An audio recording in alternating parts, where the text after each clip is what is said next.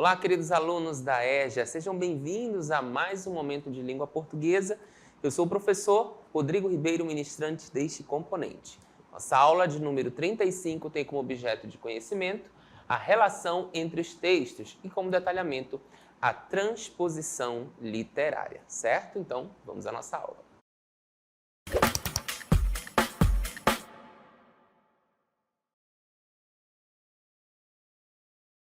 Então, turmas, estamos aqui para falar sobre adaptações de textos, né? Nós trouxemos aqui uma referência de um livro lá da Antiguidade Clássica que traz como referência o mito da caverna. Então, estamos aqui diante de uma caverna que Platão ele vai fazer uma metáfora. E eu tenho duas indagações para vocês. A primeira indagação seria: vocês já ouviram falar de pessoas que acreditam em algo por muito tempo e depois descobrem que não era bem assim?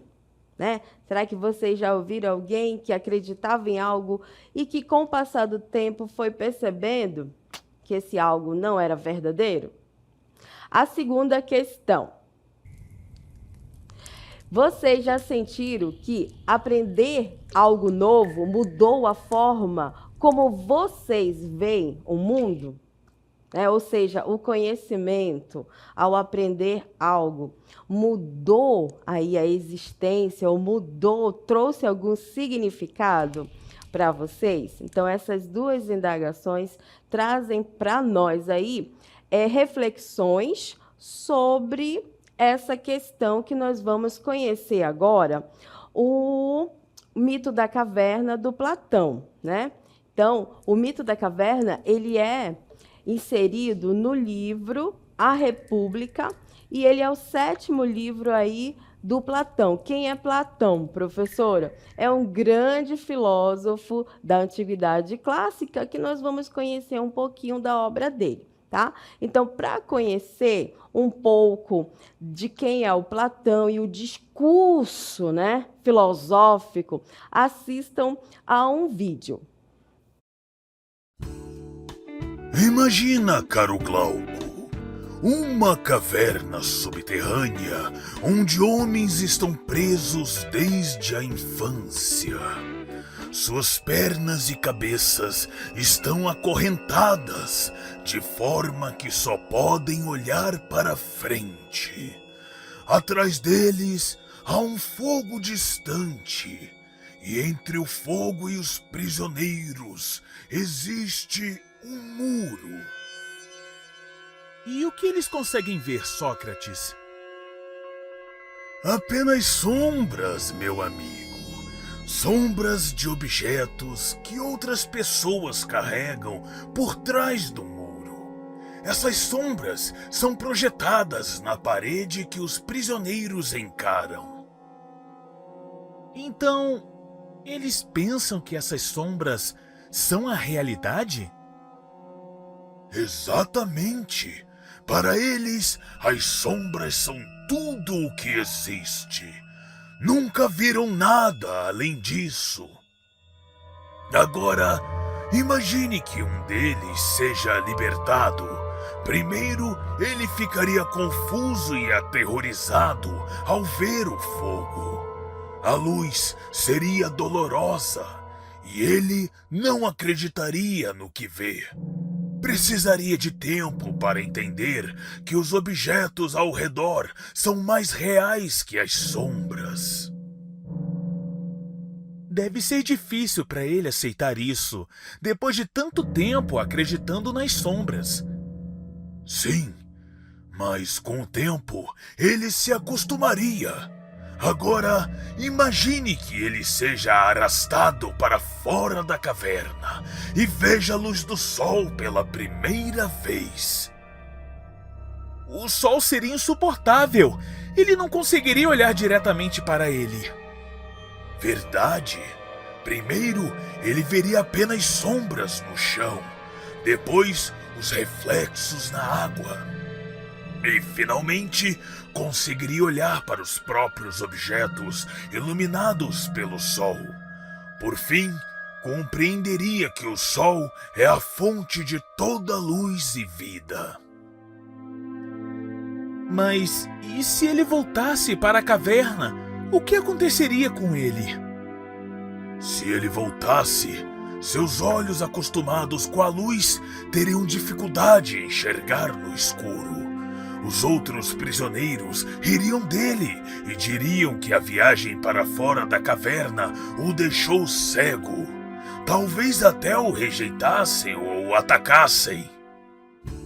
Então, a verdade pode ser perigosa para aqueles que ainda estão presos às sombras? Sim, Glauco. Libertar-se da ignorância é difícil e doloroso, mas é a única maneira de compreender a verdadeira realidade. Cabe a nós decidirmos se queremos permanecer nas sombras ou buscar a luz. Entendi, Sócrates. Buscar o conhecimento é como sair da caverna. Embora seja difícil, vale a pena ver a verdade. Exatamente, meu amigo. Que nunca deixemos de procurar a luz.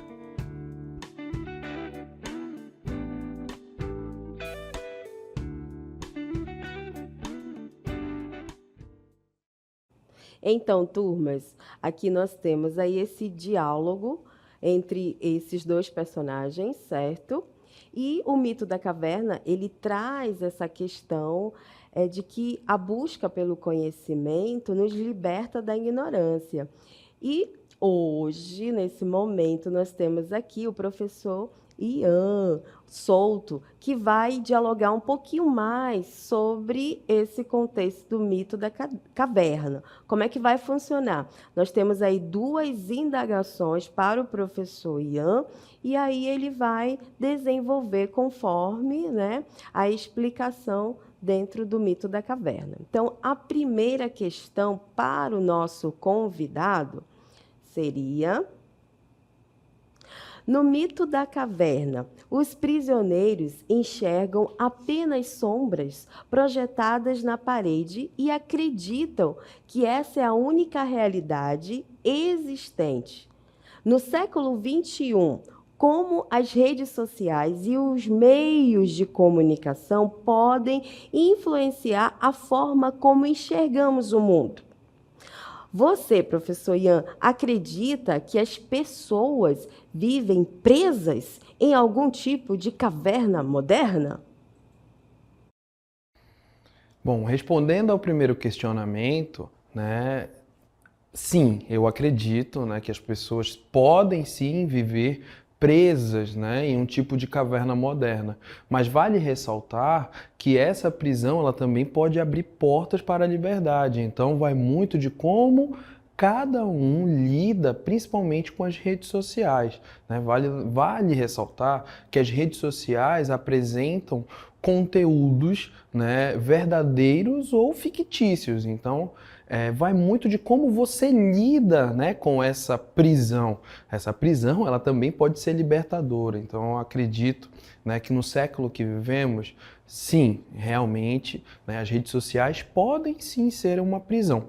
Porém, né, essa prisão ela apresenta possibilidades de libertação, de conhecimento, né? Vale ressaltar que no século que vivemos, né, é essa relação com a tecnologia que vai pautar, né, o que, afinal de contas, essas redes sociais serão. Se elas serão libertadoras ou se elas irão aprisionar. Então, o problema não está nas redes sociais, está nas pessoas e qual vai ser a forma que ela vai lidar com essas redes. Perfeito, professor Ian, maravilhoso aí toda essa explanação sobre essa questão, né, desse texto está contextualizado para o século XXI. Vamos então à segunda indagação. No mito, um dos prisioneiros consegue sair da caverna e descobrir a verdade. Mas, ao voltar para contar aos outros, ele não acredita nele. eles, né, não acreditam nele. Nos dias de hoje, quando alguém tenta questionar certas verdades amplamente aceitas pela sociedade, pode enfrentar resistência.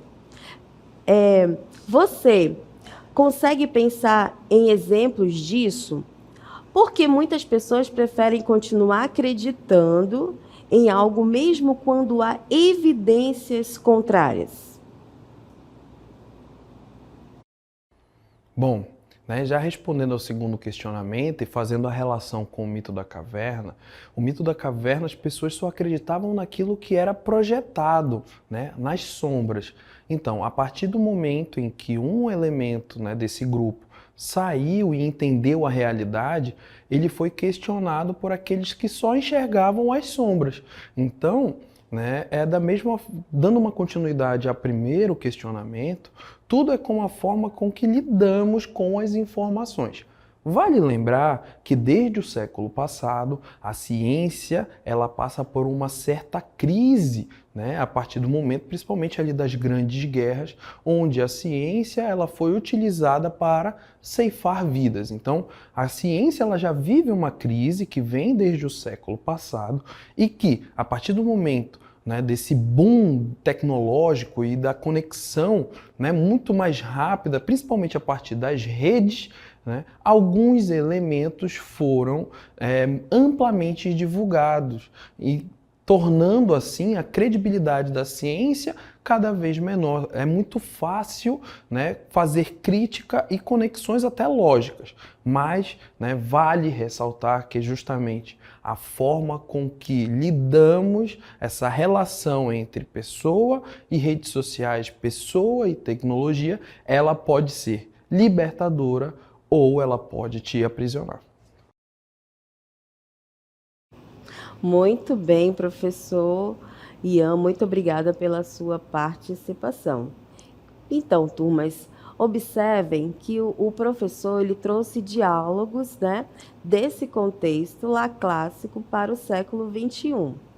E falando sobre transposição literária, observem aí na tela, nós temos aqui o livro A República, que contém no capítulo 7 o mito do Platão, né? O mito da caverna. E do outro lado da tabela, nós temos aí uma releitura do mito da caverna que nós assistimos o diálogo entre o Sócrates e o Glauco, né? Que é esse contexto do livro O Mito da Caverna. Então, o que acontece? A primeira leitura, a essência é o livro. E aí, essa transposição que nós vimos no vídeo é justamente essa adaptação. Então, o que nós vamos desenvolver nessa aula é justamente essas adaptações que acontecem. Um texto originário e ele pode ser adaptado, ele pode ser uma releitura numa estrutura de um outro gênero textual, certinho? Mas vocês devem estar aí se indagando, né? Professora, mas o que seria essa adaptação? Acompanhe na tela. Temos aqui o que seria a transposição literária, né? O que seria essa adaptação? O conceito diz o seguinte: a transposição literária é o processo de adaptação de uma obra literária para gênero textual.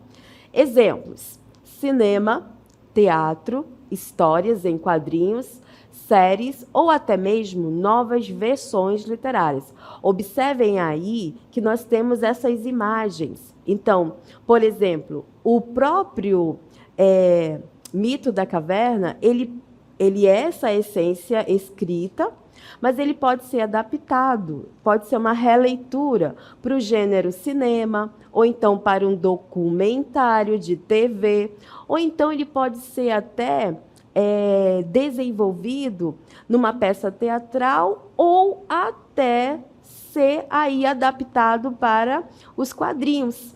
Então, a transposição literária, turma, ela é essa adaptação de um gênero originário que pode ser adaptado para um outro gênero textual. Vamos ver a observação. Observação: a transposição pode ser fiel, mantendo-se próxima ao texto original ou livre, trazendo modificações significativas. Além disso, pode ser influenciada por aspectos culturais, tecnológicos e artísticos do momento em que é realizada. Então, em outras palavras, turma, a adaptação, a transposição, nada mais é que uma adaptação de um texto originário para um outro gênero.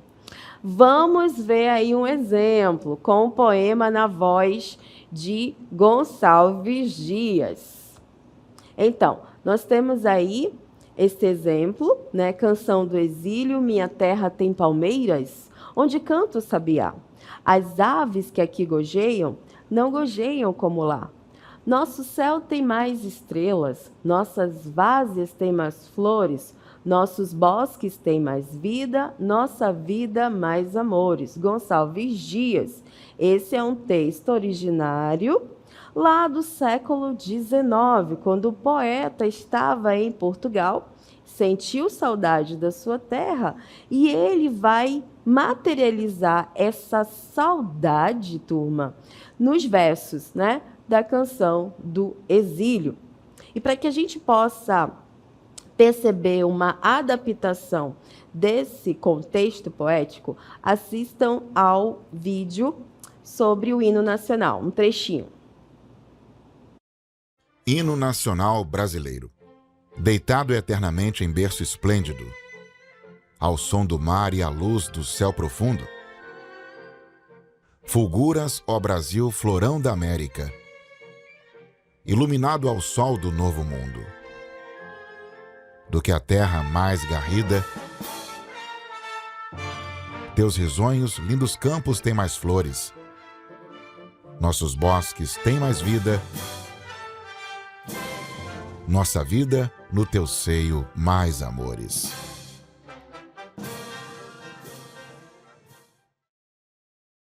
Então, observem aí que é claro que não é um todo adaptado, mas nós temos o verso lá do Gonçalves Dias, né?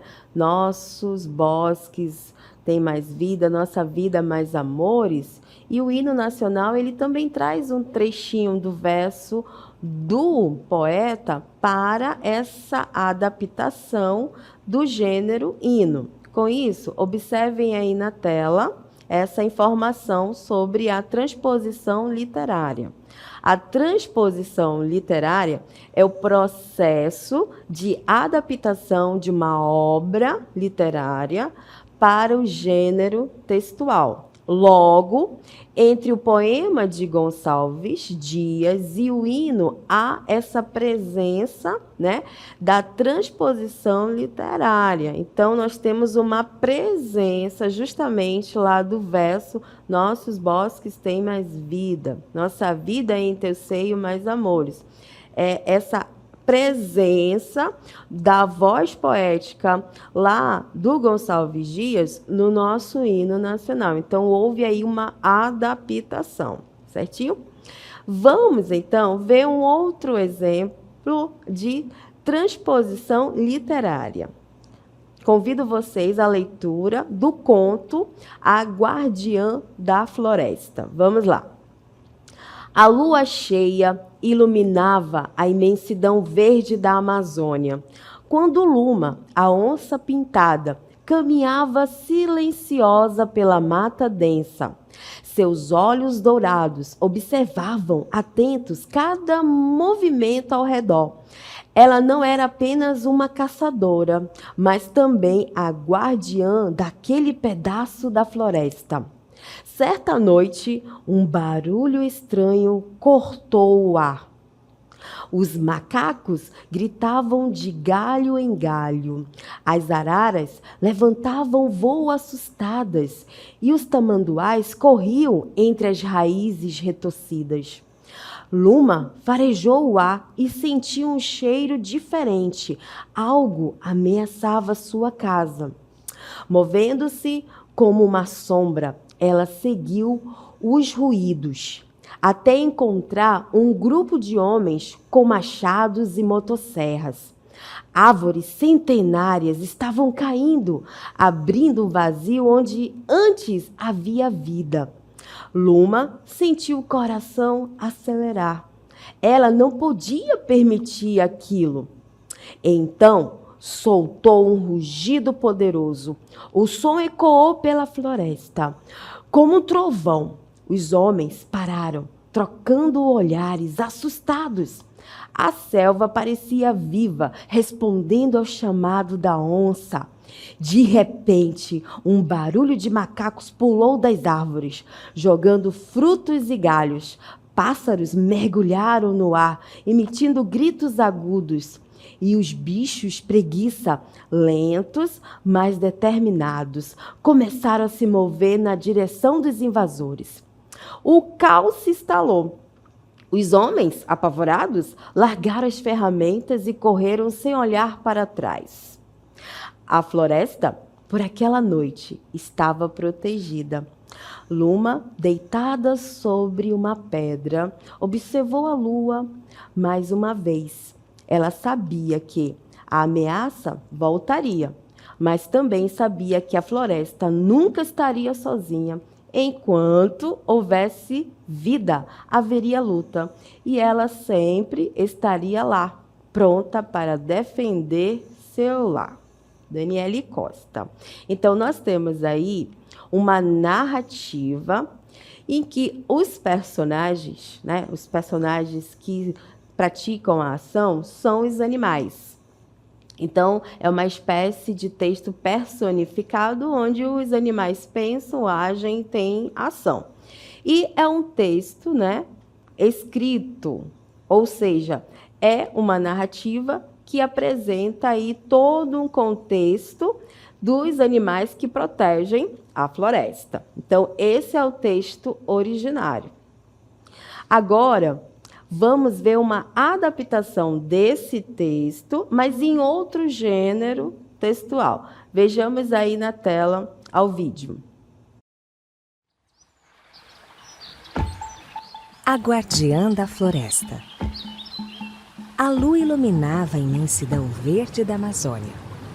Entre as árvores e rios, vivia a Luma, a onça pintada, a guardiã da floresta. Mas naquela noite algo perturbava a paz da floresta. O cheiro era estranho. A ameaça estava próxima. A floresta estava em perigo. Luma sabia que precisava agir. A selva estava viva. Ela respondia ao chamado de sua guardiã. A floresta estava segura, por enquanto. Luma sabia que a ameaça voltaria.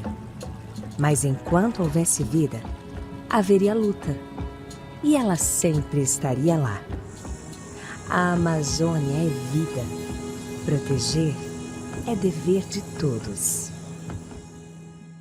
Então, turmas, como nós estamos dialogando, essa transposição literária, ela traz uma adaptação do texto original para um outro tipo de gênero. Então, como nós observamos aí, o texto original era um conto e ele foi adaptado para o vídeo.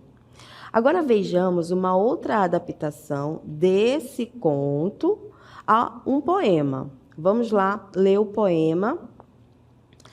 Transposição literária, né? Gênero poema. Tem pelo título? Vamos ver o título do poema. A Guardiã da Floresta. Sobre a lua, a mata dança, verde imenso a se espalhar. Luma avança, olha e lança o seu rugido no ar. Vento sopra entre as folhas, o perigo quer entrar, mas a selva, forte e viva, nunca deixa de lutar. Macaco grita, a ave voa, cada ser a proteger. Floresta unida, imensa e boa, não se deixa abater. Os invasores correm cedo, temem a força natural, pois onde a onça tem segredo, a vida vence o mal. Aí nós temos esse poema que traz uma adaptação, mas numa forma de versos, do primeiro texto aí, que foi um conto. Então, a transposição literária, turma, é uma adaptação de uma obra para outra, formando aí, né, um formato artístico. Como nós vimos nesse último exemplo, um conto que foi adaptado para um vídeo e também nós adaptamos para um poema. Então, tudo que nós estamos dialogando com vocês hoje é sobre essa adaptação. Olha que interessante, né? Olha que legal toda essa transformação que o texto literário ele fornece para nós. Pois bem, agora vamos ver as características da transposição literária. Acompanhe aí na tela. Nós temos 3 características, né? Características da transposição literária.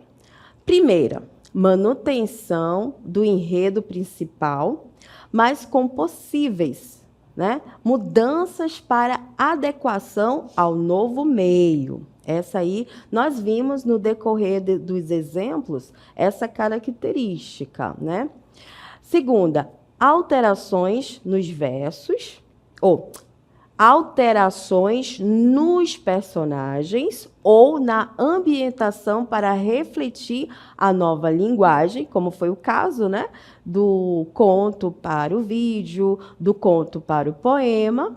E a última característica é diferenças na forma de contar a história. Olha que interessante, o nosso conto ele foi contado aí, né, de forma que trouxe para nós tanto o áudio, o visual, né, o vídeo e também a forma de poema, certo, turma? Então, recapitulando o conceito toda essa contextualização de hoje. Vejam aí na tela.